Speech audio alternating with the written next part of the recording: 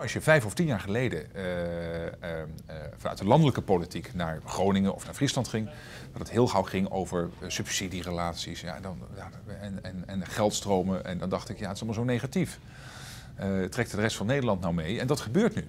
Groningen met energie, Friesland met water, Wetsus, Friesland met de melkveehouderij, die grote bedrijven die ik net gezien heb.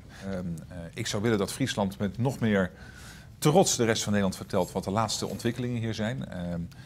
De manier waarop jullie samenwerken hier tussen beroepsonderwijs, bedrijfsleven, overheid. Dat is uniek voor Nederland. Laat de rest van Nederland wat meer zien. Er zijn delen van Nederland, bouwen ze eerst de etalage.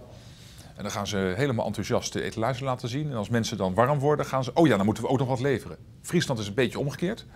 Er worden prachtige dingen gebeuren er. Maar daar dan trots over vertellen, daar moet je net even vaak toe uitdagen. En ik zou hopen dat dat iets meer vanzelf gaat. Want dan kun je namelijk de rest van het land, maar ook omliggende landen, ervan laten leren hoe je in zo'n provincie met 600.000 mensen hoog innovatief, economisch samenwerken, politiek, bedrijfsleven, burgers, dingen voor elkaar krijgt.